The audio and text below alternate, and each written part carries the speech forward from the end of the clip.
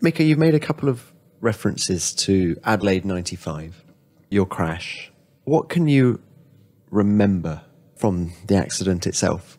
Well, of course it is a long time ago already, but I do remember that day and performances, what we did.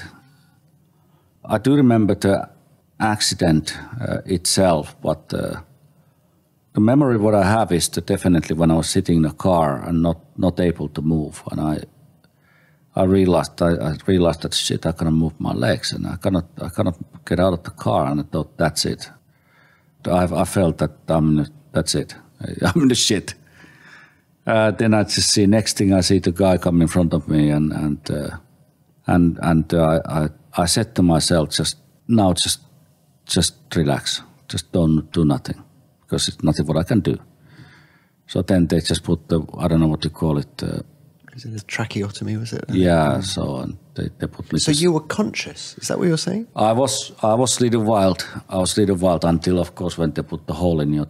But initially you were, so you remember that it was a left rear. Yeah, in puncture, wasn't it? Yeah, exactly. So yeah, so of course then there is things, you know, when you're waking up from the hospital, remember the situation and what happened in the hospital, which was really, really horrible things.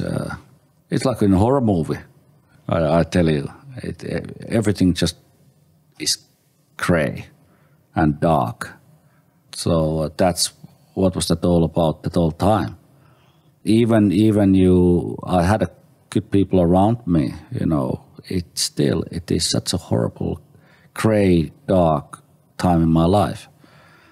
I think when you do survive from that, you come out of the hospital, you can start walking on the street.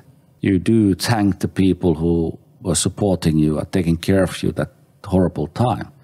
But even then, you know, it's a horrible experience.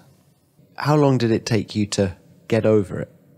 I don't think. Do you ever get over something like that? No, I don't think, you don't never get over it. In racing life, you know, you have to, and I wanted to go back to racing after time. So you ignore it, you stop thinking about it. You just have to go for your racing performance. But you never get over it. You know, you can talk to anybody in this world and try to get over it, but you cannot escape what you're going through. You have to live with it. You have to work harder to be healthy and better person to cope this kind of shit what you're going through. You know, otherwise you go deeper. You know, you start feeling pity for yourself, and I don't think that's gonna take you far in your life. So it is a big challenge to go through that. But like I said, there was a great people to help you and yeah. Did you ever question whether you wanted to continue as a racing driver? Oh, definitely. I mean, definitely.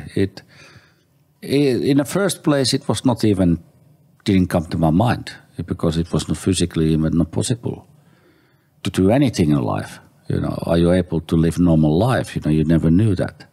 Then when you start getting a bit stronger, it was a moment when came the discussion that way, hopefully soon I can fly back to Europe from Australia and to go to hospital in Europe. But first, before I can even fly, they had to put me in this pressurizing tank. I don't know what you call it in English, the kind of same pressure what you have in airplanes or in submarines, you know. I have to go to Navy, they put me in this tank. Just to see how the pressure would affect you? Exactly. You know, so how long were you in Adelaide after the accident? If I would say nearly 2 months, something like that. Right, okay. So did you come back with an Australian accent? You were there for so long. Oh my God, yeah. But it was hey, really, I mean, I had a really fantastic the healthcare in there, what they gave me. But then I came back to England. I was there in the hospital, in St. Watkins Hospital in London also. Really difficult time, but thinking about racing, driving racing car, I mean, I was already 68 kilos when I was racing, so I lost a lot of weight. So I was such a skeleton, so skinny.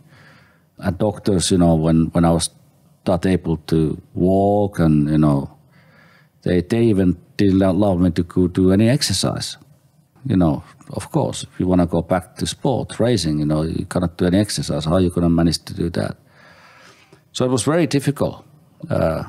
Coming back to Monaco then finally from England and to be at home in Monaco, I was sitting in the terrace and I was thinking the time will come when I will get the phone call that way if I want to continue. It's a horrible feeling.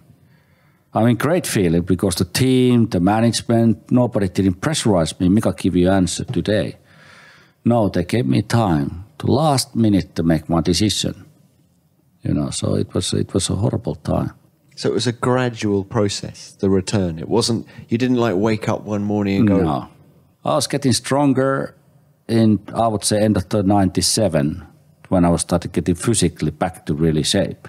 It took until the end of 97? Yeah. 2 years? Yeah, so it took a long time. How nervous were you before testing for the first time after the accident? It was at Paul Ricard, wasn't it? It was a Paul Ricard, but I knew the track is easy. I knew the track is easy to drive. And so I was, when I went there, I know I'm going to go flat out. I didn't have no fear. I didn't have no doubt if, I didn't think about if I lost my driving performance or talent or something. I didn't. No, I knew I was going to go flat out.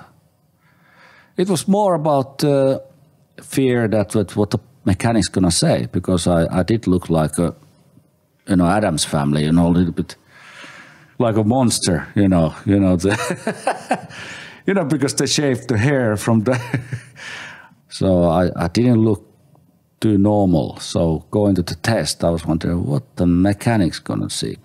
They have seen me for all my, you know, gradually my career, 93, 94, and then, so I wonder what they're going to say when they're going to see me.